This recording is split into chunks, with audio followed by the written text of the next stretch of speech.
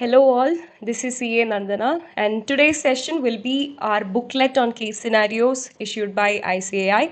So there are 30 case scenarios in the entire booklet. I've divided the session into three. You will have three videos, roughly around 1 hour each, 10 case scenarios in each of the videos.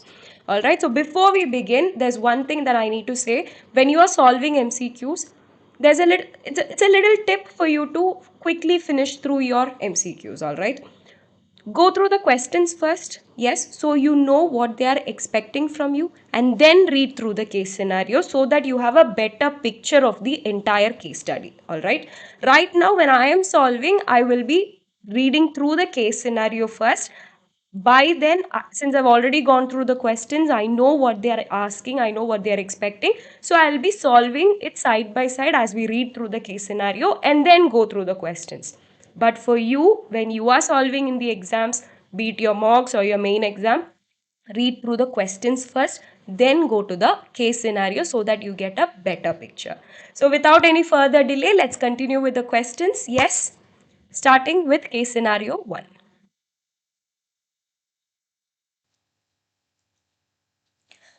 All right, so we begin with case scenario 1.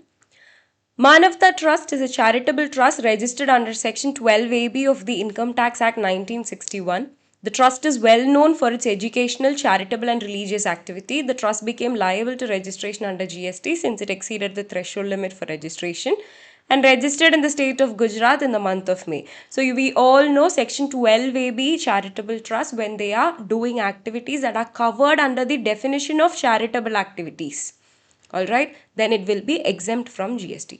In the month of June, a multinational company, Dhruvtara Limited, gifted 500 laptops worth 50 lakh to the trust free of cost for charitable purposes without any intention of seeking any benefit by way of business promotion. The trust distributed these laptops for free of cost in the same month to the deprived students for assisting them in their higher studies. The trust also runs a higher secondary school in the name of Manavta Higher Secondary School in the state of Gujarat. In the month of July, the trust availed security personnel services from Perfect Security Solutions Gujarat, a proprietorship concern. All right, for security of the school premises for a consideration of 2 lakh. It also received legal consultancy service from Maya and Co, a firm of advocates for the issues relating to the said school for 1,20,000 in the same month. Now here let's revisit the topics from charged chapter.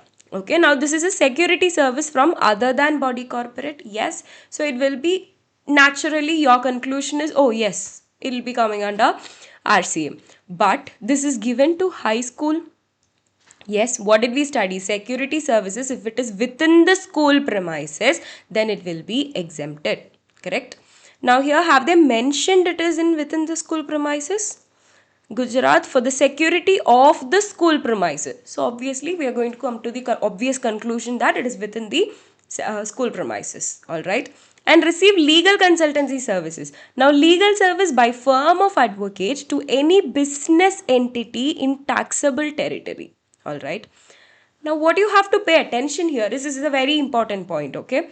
Legal service by firm of advocate to any business entity. And by business entity, who are we telling? Okay, when will RCM be applicable? When this business entity is an entity where the aggregate turnover has exceeded the threshold limit in the preceding financial year. All right. Now, in the preceding financial year, what did they say here?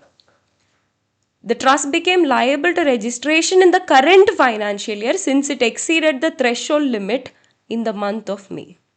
So clearly, they are not covered under this business entity.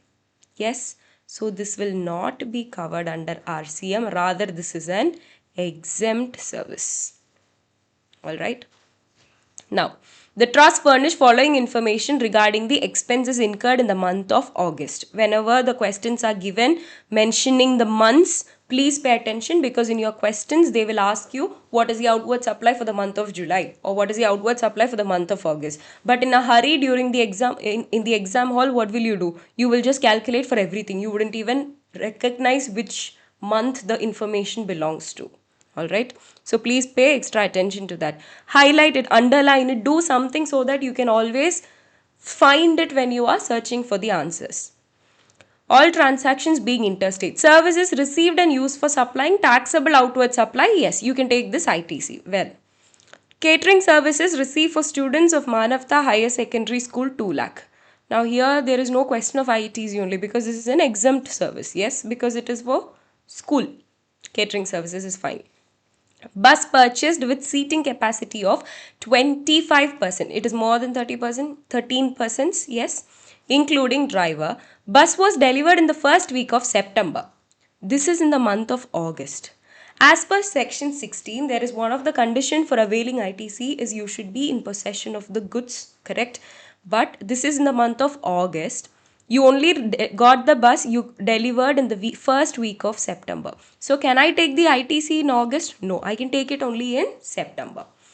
The trust provided the following information during the month of August. It runs an old age home for citizens aged 65 years or more. Nominal monthly charges of 15,000.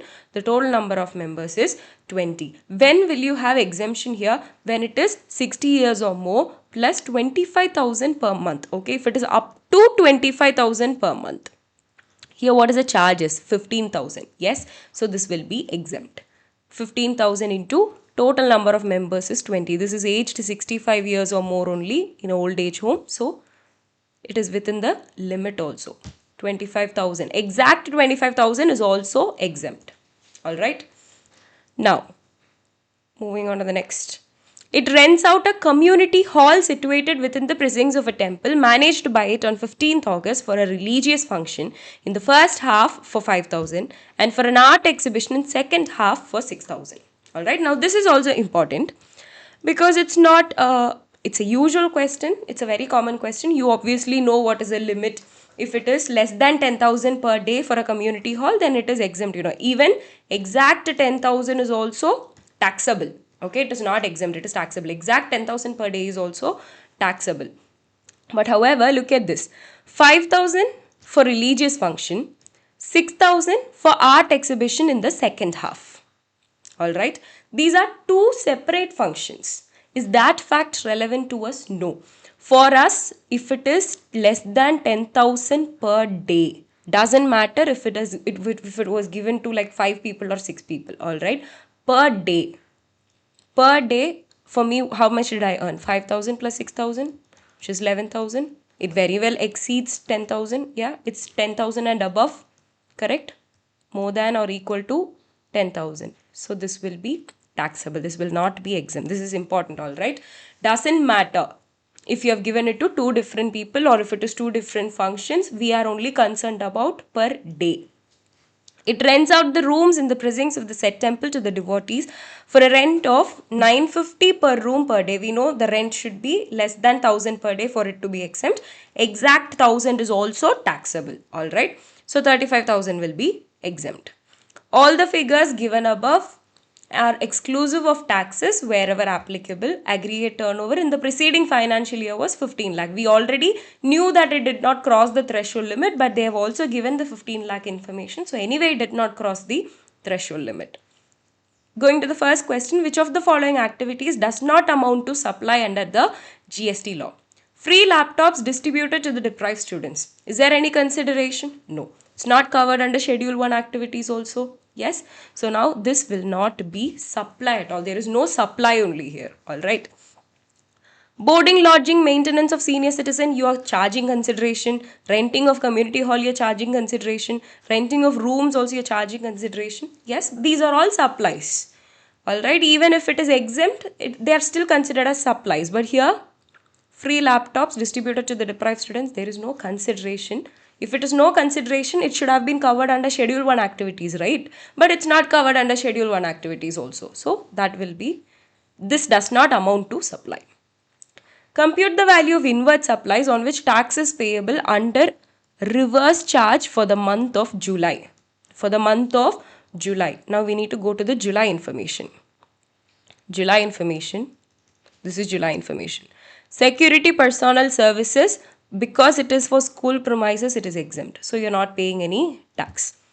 It received legal consultancy services from Maya and Co. Usually, this 1,20,000 you would have considered, correct? 1,20,000 you would have considered for RCM, but because the business entity's aggregate turnover did not exceed the threshold limit in the preceding financial year, this is also exempt. Alright, so the total input you can take for the month of July is nil. Option D. Compute the value of exempt supply made by the trust for the month of August. Now we need to go to the August information. This is August information, I guess. Yes. How much is exempt? 3 lakh is exempt. This is not exempt. 11,000 is taxable.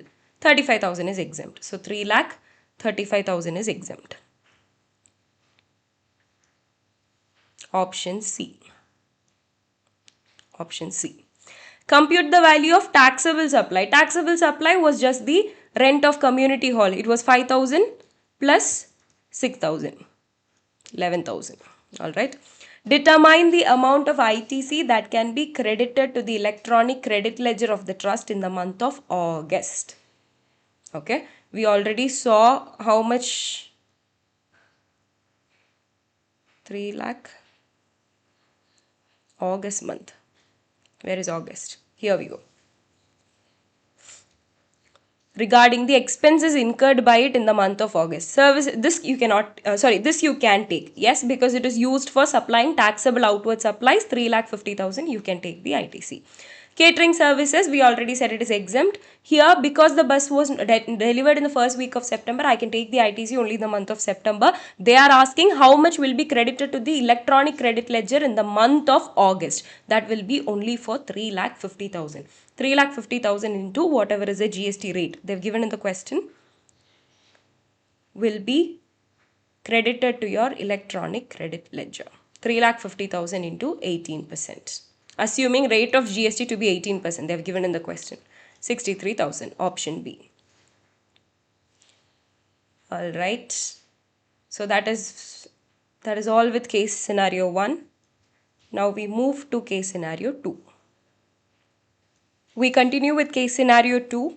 Bali Bells Limited, herein referred as Bali Bells, a private limited company, a body corporate, registered in Chennai, Tamil Nadu, provides the following outward supplies in the month of September. Intrastate outward supplies are there, interstate, taxable, exempt. Alright. So for intrastate, you have total of 55, interstate, you have a total of 40.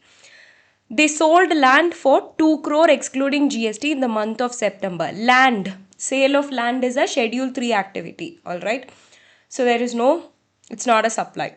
Bali Bells purchased 1 heavy steel machinery in the month of September for 1 lakh excluding GST at 18%.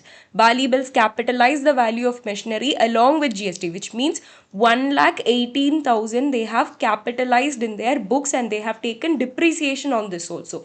So now can I take the ITC benefit? Absolutely not. I either take the Income Tax Act depreciation benefit or I take the ITC benefit in GST. Both I cannot avail at the same time. Alright. So here they have capitalized the value along with the GST paid. So I cannot take the ITC. Apart from this, on a tax invoice dated 25th July of the previous financial year with respect to an inward supply of 50,000. Okay. Previous financial year's 25th July tax invoice. Okay. Inward supply of 50,000. The company has not availed the ITC yet. Up until when can I avail the ITC? Up until 30th November on the year preceding the financial year. Correct? In the previous financial year with respect to an inward supply. So maximum time limit for me is 30th November. Bali Bells made a supply during November, details of which are as follows. Basic price of the product before TCS is 45,000. This basic price is nothing but your section 15 subsection 1 value. Tax collected at source under Income Tax Act 1961, 2,500, which is your TCS. As per 15 subsection 2 clause A, you will add all of your taxes, correct? But that is only non-refundable taxes. But TCS is an interim levy, alright? It is refundable, so you will not include it in the value of supply. It received a subsidy of 3,500 from Bharat Foundation Private Limited. So it is not from the government, so you can take it. But only if it is directly linked to the price, correct? But what is it given? Subsidy was linked to the units of energy saved. It is not linked to the price. So you cannot take this. So 15 subsection 2 clause E says you cannot take this into value of supply. Bali Bells has not furnished its annual return for the preceding financial year till the end of November and will furnish it in the month of December. Assume that there is no outward or inward supply apart from these. Alright, let's move on to the question. Determine the aggregate turnover for the month of September. Aggregate turnover means you're taxable, you're exempt, you're export, everything. Alright, so 55 lakh plus 40 lakh. 55 lakh plus 40 lakh, everything together. You add all of the values together. It's on PAN basis, all India basis. Answer is option B. Bali Bells want to avail ITC on GST paid on the heavy steel machinery. No, you've already capitalized it, therefore ITC cannot be availed since depreciation has been claimed. Answer is option A. Bali Bells can claim ITC on inputs received in July of preceding financial year up to when? We already discussed this, 30th November. Alright. So for example, if it belonged to 25th July 2024, this is for financial year 24-25. So when can you claim it? Up until 30th November 2025. Compute the value of supply under section 15. We already said you will only take the base price of 45,000 because TCS you will not include the subsidy also. Why? Because it was not directly linked to the price. That is also done. So case scenario 3, ABC Limited has its manufacturing unit in Rajasthan. Okay, they are manufacturers, they are in Rajasthan. Further, it has ancillary units in the state of Madhya Pradesh and Gujarat and is registered in each of these states. Moreover, ABC Limited owns and operates a hotel in Udaipur, Rajasthan. They have a hotel also. In addition to the aforesaid, ABC Limited owns a commercial space which is rented out to a registered person at a monthly rent of 50,000. The maintenance of the premises is a responsibility of ABC Limited. See, this is a commercial space. You're giving it to a registered person. Okay. The maintenance is responsibility of ABC Limited. In pursuance of the same, during the month of April, they incurred certain expenses on the purchase of maintenance-related materials. The said expenses are recoverable from the tenant, along with the invoice issued for the rent. The rate of tax applicable on the material used for the maintenance was 5%. Okay. Here, during the year, ABC Limited agreed to provide the hotel to Mr. X for a business conference to be held at Udaipur. Mr. X is an unregistered person residing in Maharashtra. Okay, so we are providing the hotel to Mr. X. The fellow is unregistered person. He is in Maharashtra, but the conference is held in Udaipur. In addition to the aforesaid transaction, ABC Limited spent an amount of 5 lakh on procurement of certain goods which were distributed as part of CSR. CSR is blocked credit, 17.5. Okay, all amounts are exclusive, 18% is given. Now let's solve this. For transaction related to renting of commercial space, what would be the rate of tax charged? Alright, so now here we have two things. One is materials used for maintenance and such expenses are there, but rent is also there. This is clearly a composite supply. Okay, it's not a mixed supply, it's a composite supply. Okay, because when you're renting it, obviously the expenses are also part and parcel of it, isn't it? So rate of tax will be whatever is the rate of the principal supply you will take. Okay, here what is a principal supply? Renting service, correct? So 18% will be applicable. Shall be 18%. With respect to the hotel accommodation service, GST payable by ABC Limited is, what are they trying to ask? Nil, under reverse charge, exempt, CGST, SGST, IGST. So they're asking indirectly for place of supply only. Okay, so this is related to an immobile property. Yes, when it is directly in relation to immobile property, what is your place of supply? Your location of your immobile property. So where is this located? This is located in Udaipur, Rajasthan. So your place of supply. Where are you from? ABC Limited owns and operates a hotel in Udaipur, Rajasthan, and the place of supply is also in Rajasthan only. So this will be intrastate. So CGST and SGST will be applicable. Third one, C.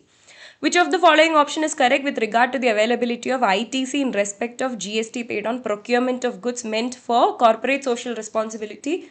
Social responsibility 17 subsection 5 blocked credit. So no.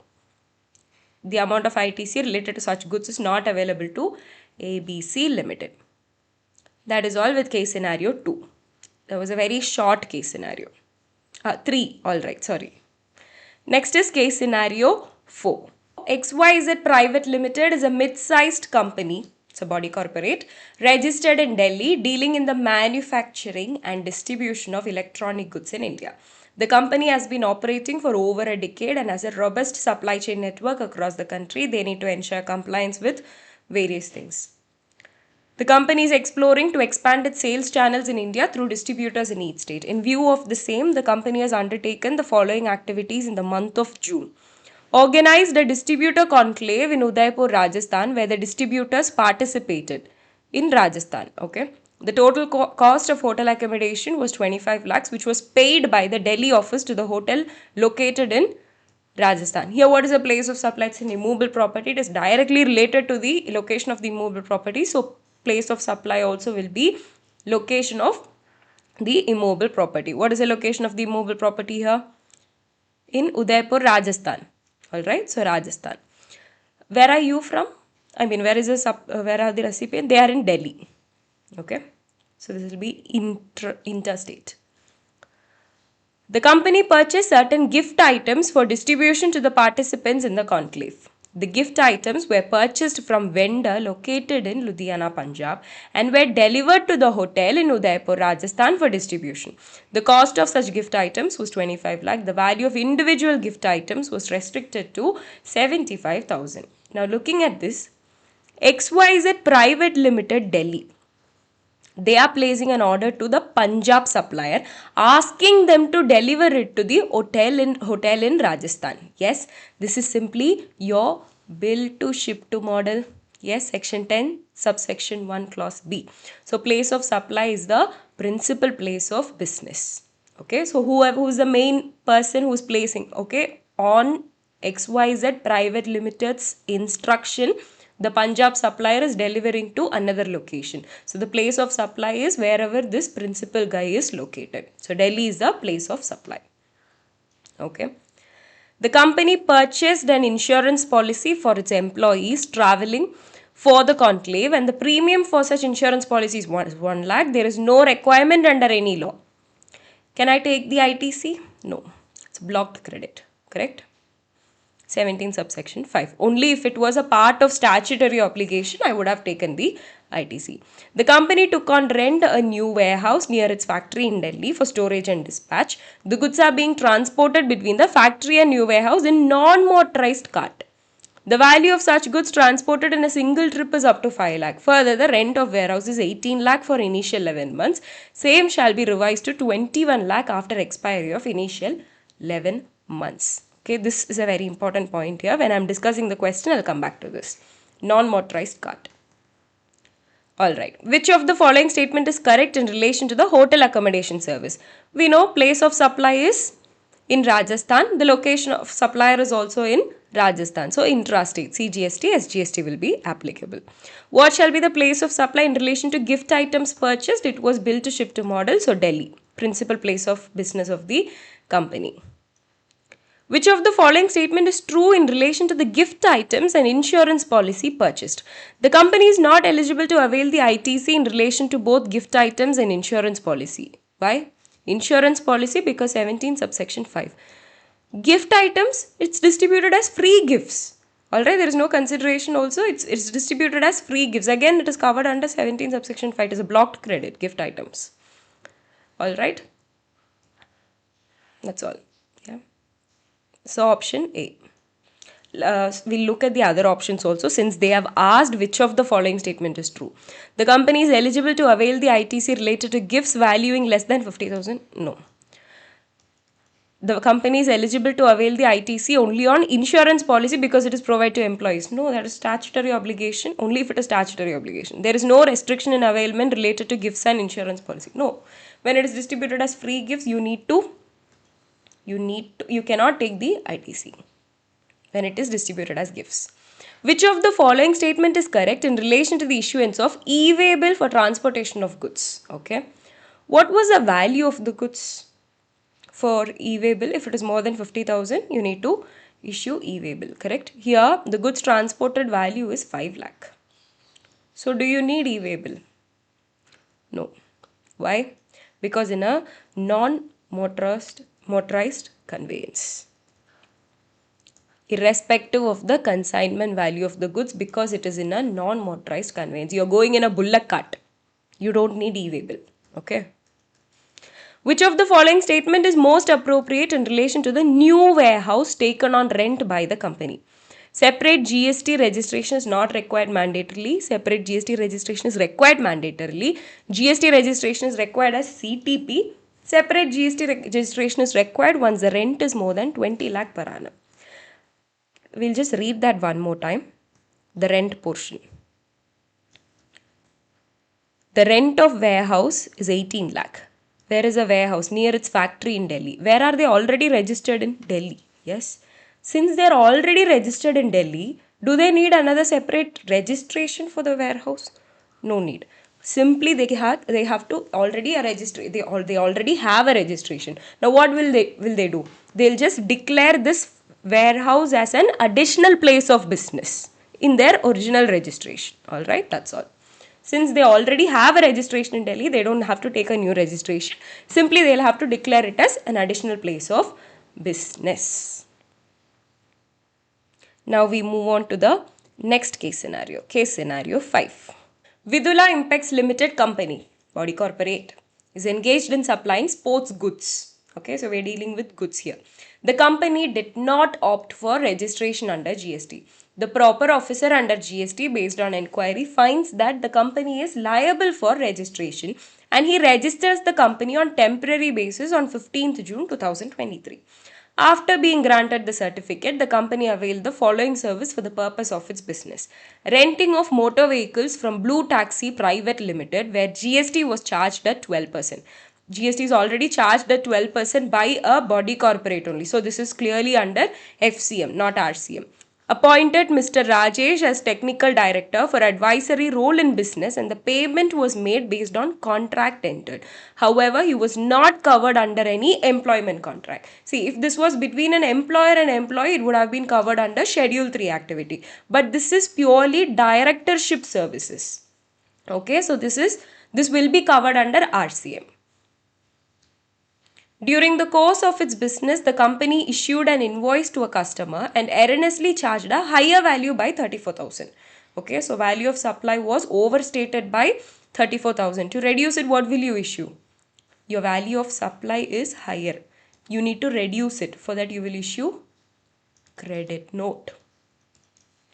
Further, in the month of Feb 2024, the company also generated an e-way bill for interstate transport of goods. However, immediately on generation of the e-way bill, the buyer cancelled the order before it was dispatched. In the month of March 2024, since the company was incurred heavy losses, it applied for cancellation of GST registration on 15th March 2024. The order came on 30th March 2024, effecting the cancellation with effect from 15th March. Let us look at the questions. After the grant of temporary registration, company needs to apply for registration within how many days from the date of grant of temporary registration, provided we are assuming that there is no extension of period is granted. Okay, within 90 days they will have to apply for registration from the date of temporary registration within 90 days. All right. Which of the following input services are liable to GST under reverse charge in the hands of company? Which of the following input services are liable to GST under reverse charge in the hands of company? Renting of motor vehicles came under FCM. Directorship services was under RCM. So just option B. Which document is required to be issued by the company in respect of the invoice issued on 28th February? To reduce the value of outward supply, credit note. The company needs to file its final return. See, if you are cancelling the registration, you need to file a final return, correct?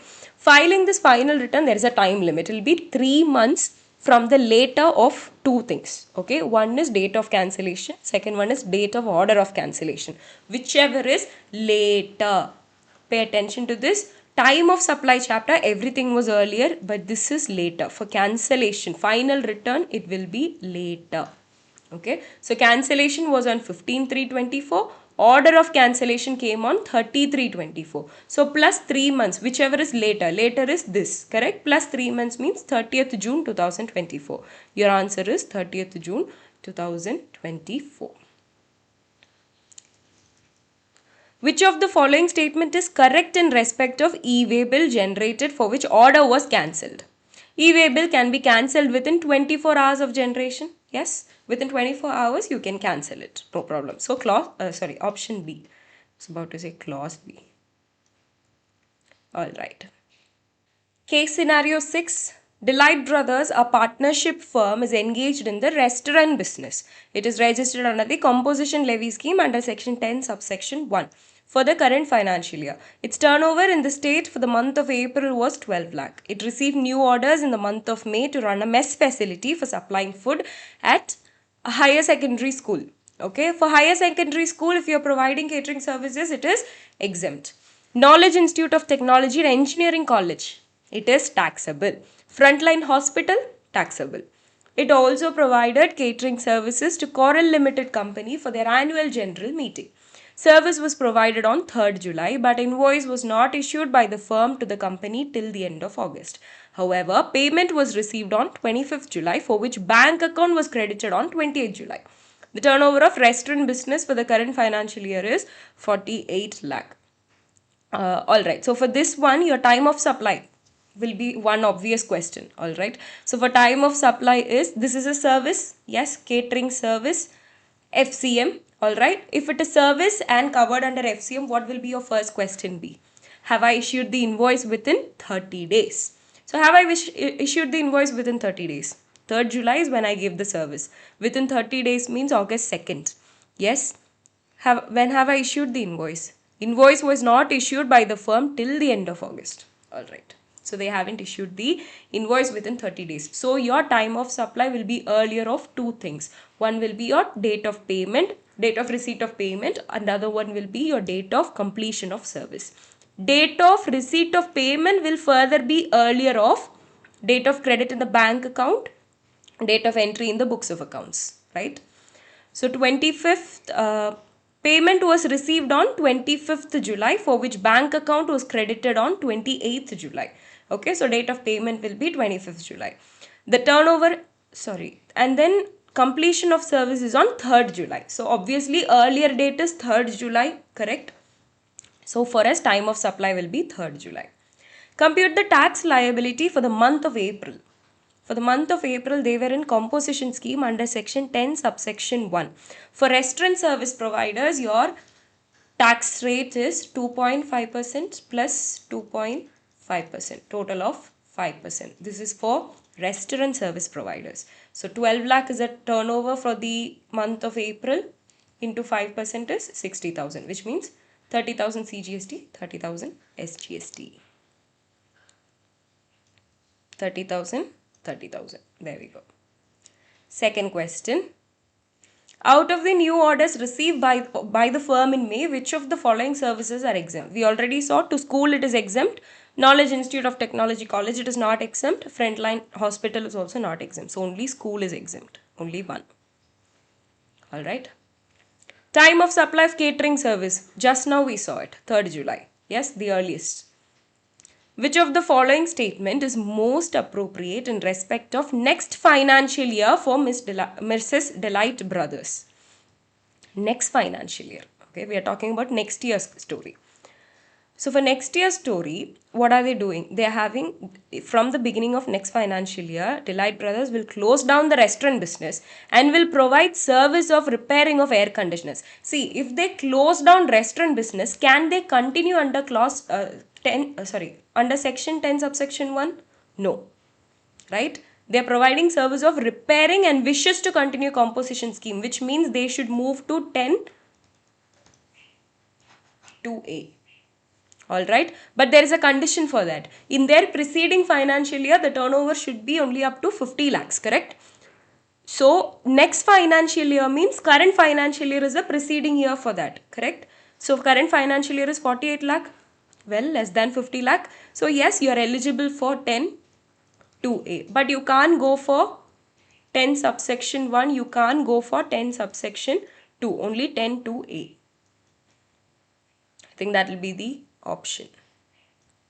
Yes, it is not eligible to avail composition levy scheme under 10.1, 10.2, but can avail benefit of composition levy under 10.2A of the CGST Act, because it is service other than restaurant service, and aggregate turnover in the preceding financial year is only up to 50 lakhs. Rate of GST applicable for service of repairing of air conditioners will be assuming that it intends to pay the tax at minimum. So this is under 10.2A. Under 10.2A, if you are providing any other services other than restaurant service, then your rate is 6%. For 10.2A, only one rate, 6%. That is your answer. Moving on. So, case scenario 7. Alright. Safe Bank Limited, a small finance bank, was incorporated in April this year. The bank got registered under GST immediately on its incorporation as a banking company. They received software support service free of cost from its head office located in United Kingdom for business purpose in April. Okay, this is clearly a Schedule 1 activity. Why? Because there is no consideration. It is in the course of furtherance of business, plus it is from distinct person. Yes, from its head office in UK, right? So this is definitely a supply. Safe Bank Limited provided one high-end laptop worth 50,000 to its new managing director as a gift for discharge of his duties. Again, we learnt in Schedule 1 that if it is a gift between employer and employee up to values up to 50,000, you will not consider it as supply. Okay, so this is worth 50,000. So exact 50,000 also you will not consider it as supply. Initially, the bank opened 125 branches. They appointed Quick Loan Providers LLP, a direct selling agent. As soon as you see direct selling agent, should you conclude that it is RCM? No. RCM covers only individual direct selling agent. This is not individual direct selling agent. They are LLP. So this is not covered under RCM.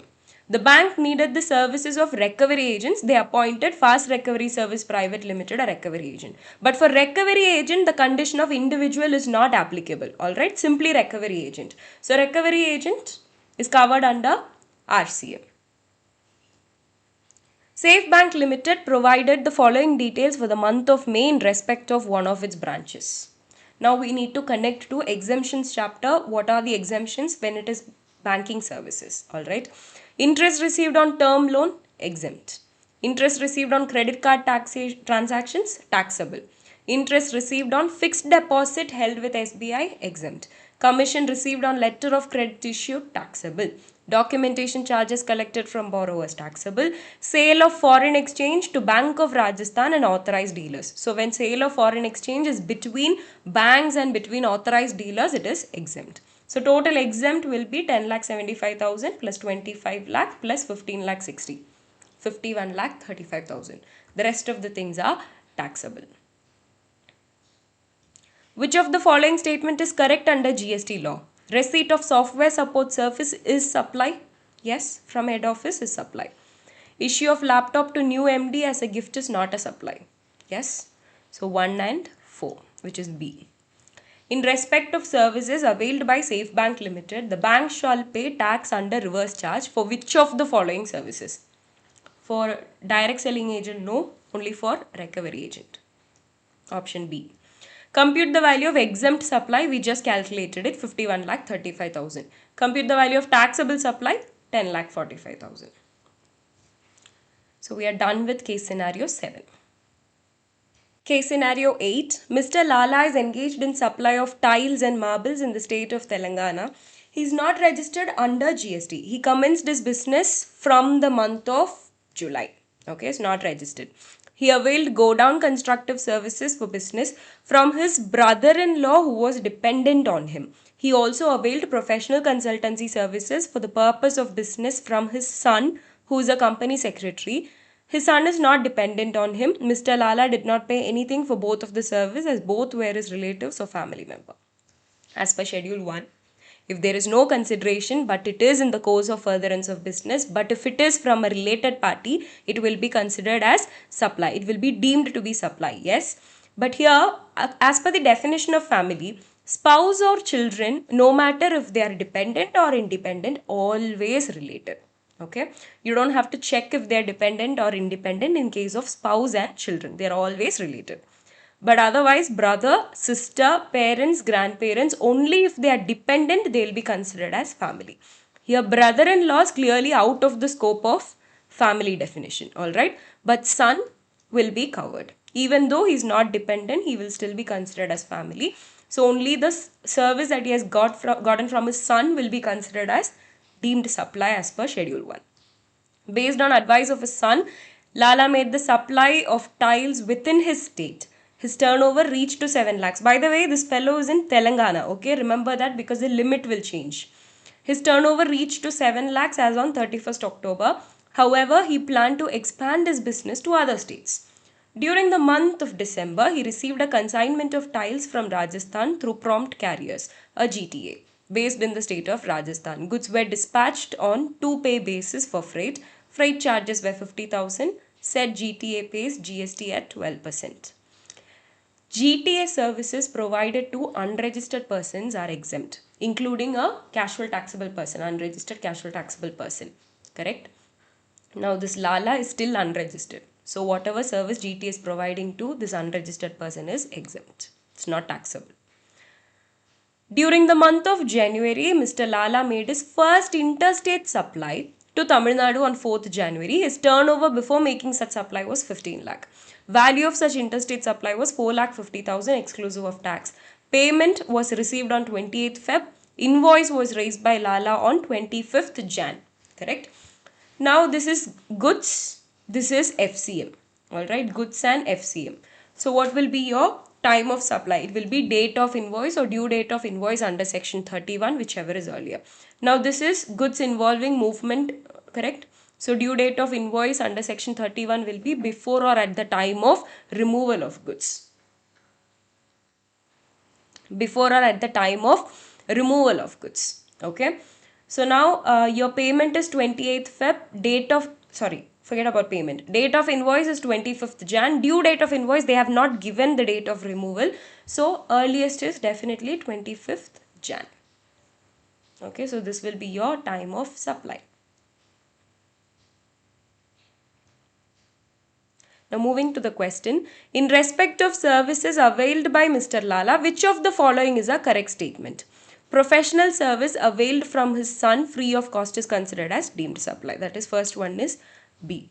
Up to which limit of aggregate turnover Mr. Lala can continue to supply goods without registration within his state? His state is Telangana. What is the limit for Telangana? 20 lakhs for goods. Yes, 20 lakhs.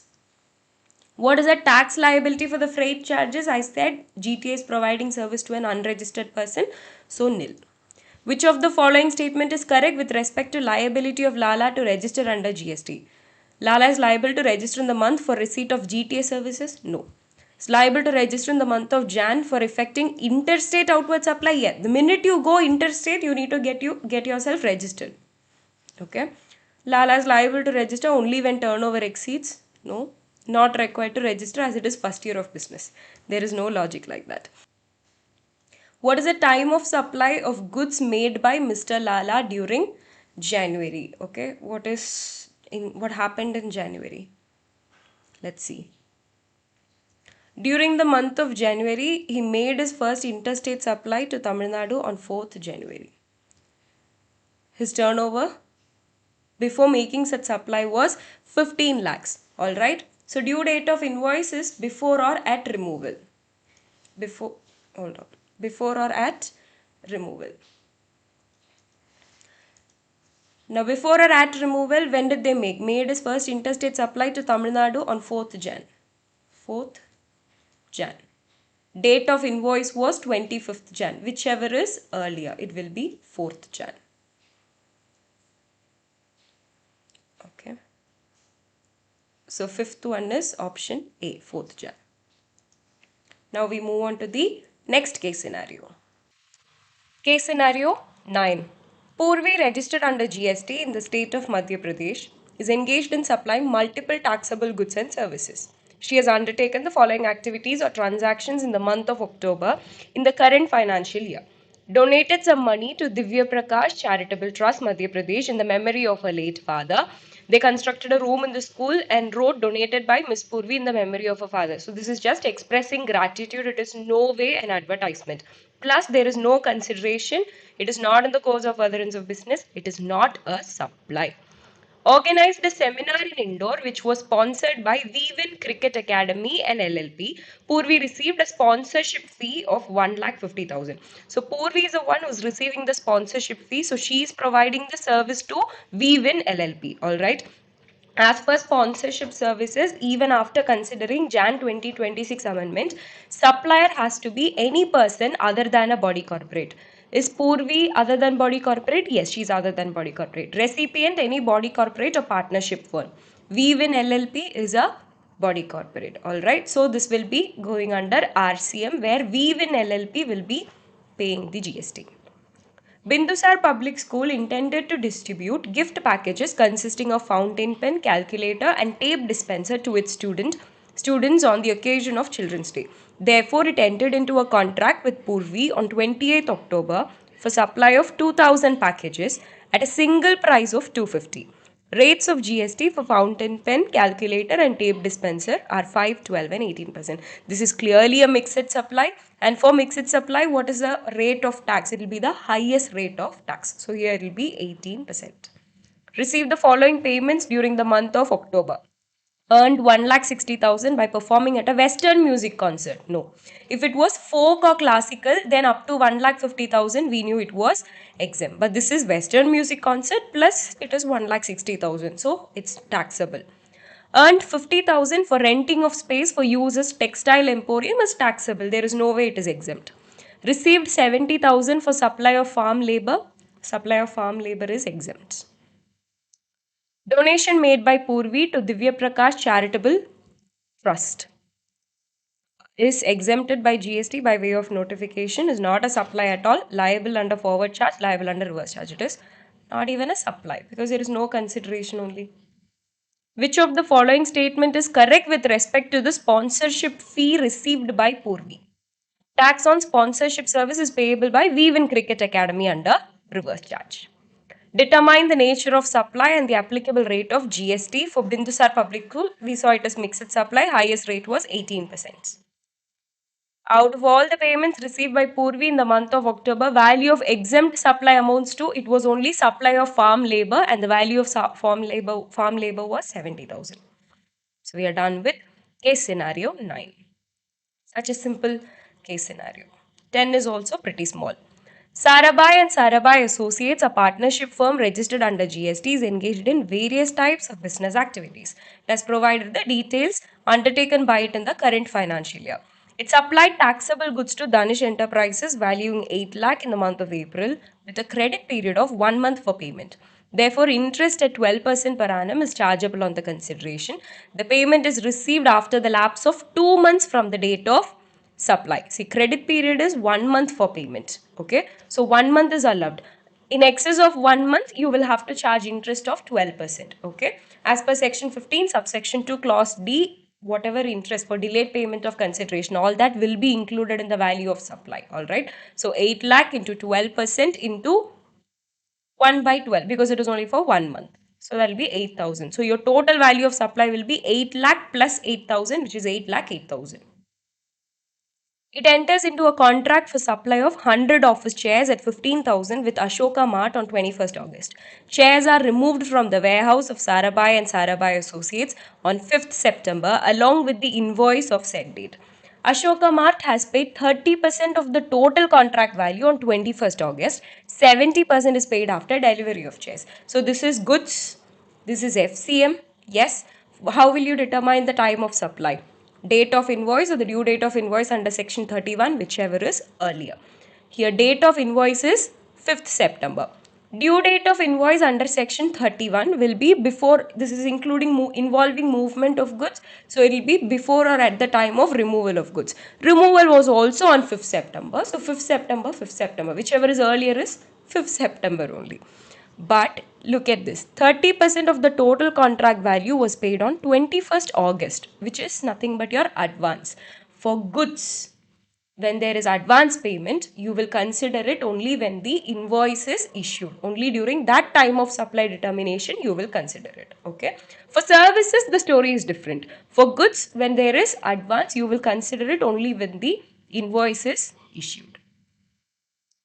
Alright, so your time of supply will be 5th September.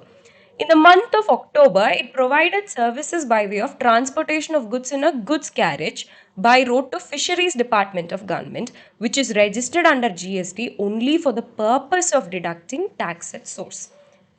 In exemptions, we studied that whenever GTA services is given to a government department that is registered under GST only for the purpose, when they are registered only for the purpose of deducting TDS under section 51, then will be exempt. Alright, here Fisheries Department, they are registered only for the purpose of deducting tax at source. Alright, so it will be exempt. Sarabhai and Sarabhai Associates is a registered goods transport agency and charges 1,20,000 for the said service. Anyways, this is exempt, okay, because they are registered only for the purpose of deducting TDS under section 51. It also provides services for direct selling agent. Only if it is individual direct selling agent, it will go under RCM. But here, direct selling agent, this will go under FCM only, okay, so they will pay.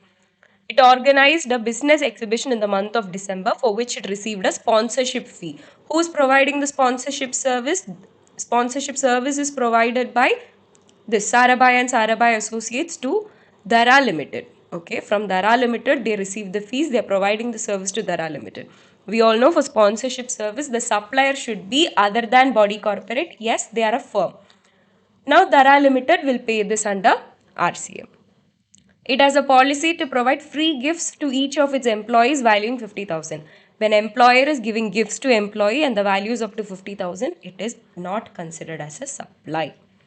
It availed services of Dhruv Travel Agency for organizing a free vacation for its top performing employees in the month of December. GST of 50,000 was paid for the same. In the same month, it also paid GST of 20,000 on membership of Rudraksh Fitness Center taken for its CEO.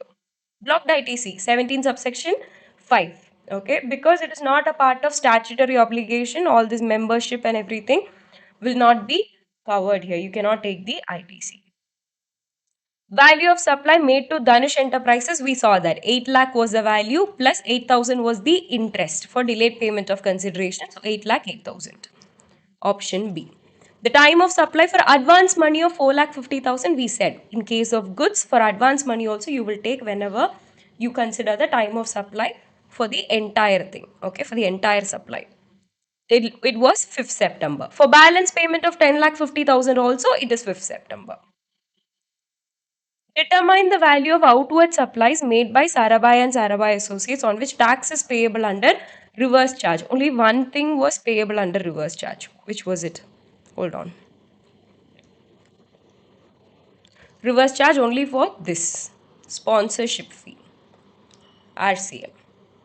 Alright. 3 lakh. Free gifts of value 50,000 provided by Sarabhai to each of its employees, not even a supply. Option D. Not a supply as gifts not exceeding 50,000 in value in a financial year by an employer to an employee shall not be treated as supply in terms of Schedule 1 of GST Act. Sarabhai and Sarabhai Associates is eligible to claim input tax credit of in the month of December. In the month of December, what were they? What happened in month of December? In the month of December. Okay, it's blocked ITC, so nil. Alright. Yes. By this, we come to the end of case scenario 10 also.